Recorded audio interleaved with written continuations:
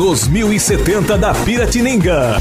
Notícias de esporte. Jogando sábado à tarde no estádio Carlos Conalg, na cidade de Capivari, o 15 tentava um feito. Tentava a primeira vitória no Campeonato Paulista da Série 3, já que vinha de 2 empates, nós já falamos, contra Barretos e contra o Guaçuano jogando em casa. E a equipe do Capivariano, líder da competição. E não poderia ser diferente, no pequeno estádio Carlos Conalg, a pressão foi muito grande do time do Capivariano, da torcida, enfim, de todo mundo, mas no primeiro tempo o time 15 conseguiu manter o placar de 0-0. Aliás, o 15 sofreu um pênalti marcado pelo árbitro, pelo Kleber Cantos do Santos, um pênalti inexistente. E todo mundo diz, ou existe um ditado, que pênalti que não entra. Só que além disso, o 15 tem o Walter no gol.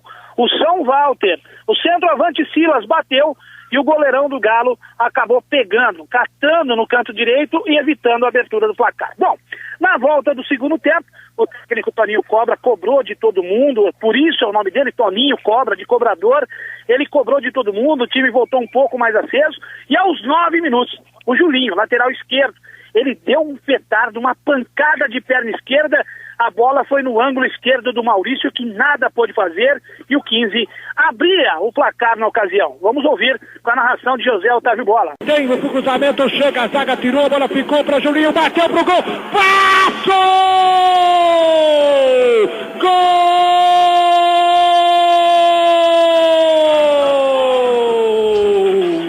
É do Galo! Julinho, no rebote da zaga, pegou de 100, pulo da bola, meteu onde a coruja faz o ninho, canto superior esquerdo da meta de Maurício, que nem teve tempo de olhar para a bola, que estufou as redes do Capivariano, escrito no placar de Capivari agora, 15-1, Julinho, camisa número meia dúzia, 15-1, Capivariano nada. Bom, depois disso não poderia ser diferente, né? A equipe do Capivariano pressionou e o 15 foi andando para trás como tartaruga, né?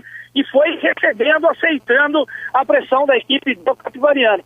Como a arbitragem havia marcado um pênalti, todo mundo achava que não marcaria o segundo, o glorioso Kleber marcou o pênalti em cima do Rudimar, e aí o Júlio César foi, bateu, deu até uma paradinha, o Walter desmoronou no canto esquerdo e o jogador da equipe do Capivariano meteu para o fundo do barbante, fazendo 1-1. Depois disso era questão de honra, a virada do placar. O 15 teve uma grande oportunidade com o Rafael Fusca, na cara do goleiro Maurício, ele acabou chutando para fora, e depois uma pressão pelo lado esquerdo, em cima do lateral esquerdo, o William Baiano, que havia entrado no lugar do Julinho.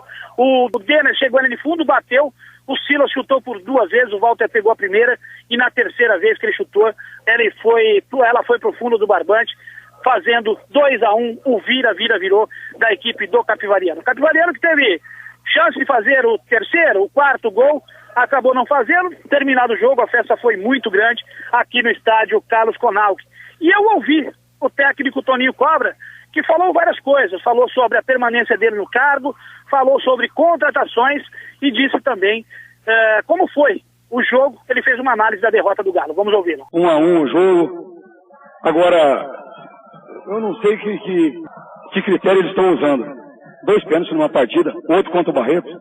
Não pode relar nos caras dentro da área que ele dá o pênalti. Então a gente fica em dúvida. Tá? Não sei se o árbitro tem razão de fazer isso, ou se está mal intencionado. Você não sabe, você não pode julgar. Mas 2 pênaltis contra o Barreto 1. Em 3 partidas, 3 pênaltis. Então, é difícil. Agora, o time estava indo bem, 6-1-0, conseguiu segurar o time do Capivariano até um determinado momento do jogo. Os caras quase que entraram em pânico, mas depois acabou dando um branco, professor. Você viu dessa forma também? O time começa a cair de produção, começa a encolher, não sei se é parte física o que é. O nosso time não consegue igualar. A gente mexe no time para dar sangue novo. Se bem que hoje a gente trocou 6 por meia dúzia, eu tirei um atacante, coloquei outro, tirei um meia, tirei um lateral, coloquei lateral, por cansaço. Percebeu que o jogador estava extenuado. Então, eu não sei se é a parte física, o que é, mas nosso time, hora que iguala o jogo, consegue igualar o jogo 10 minutos, daí a pouco cai de produção de novo. Como que fica a situação agora? Lógico que não é desesperador ainda, que foi apenas a primeira derrota. A diretoria está atrás de reforços, Toninho. Mas o que você vai conversar com os diretores do 15 a partir de agora? Se houver minha continuidade, né? Se houver minha continuidade, que o senhor Zé me dá esse respaldo, a gente pega e vai tentar conversar, trazer reforço.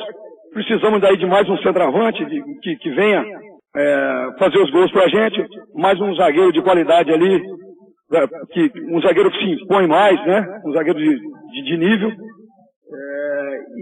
e tentar igualar com os outros times. Eu procuro posicionar o time, eu tinha, o Dama vai pra mim na frente assistir o jogo, ele me passou que o centroavante era alto, que faz um pivô, o lateral direito dele, que já trabalhou comigo, apoia muito.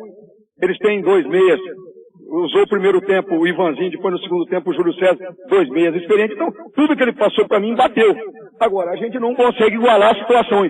Toda vez que a gente iguala a situação com outro time, se nivela o outro time, daí a pouco cai. Provavelmente não quero jogar no ventilador, mas provavelmente a parte física. O 15 jogou e perdeu com Walter, Giando, Lopes, Keles e Julinho, Ricardo Lopes, Eduardo, Vinícius e William Baiano, Rodriguinho e Lorival entraram no time do 15, o William Mineiro, o Rafael Fusca e também o jogador Asprila.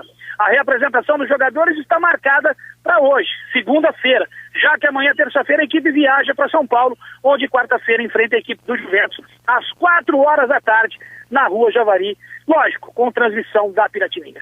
Repórter Rogério Barrichelli, Sistema Piratininga Jovem Pan.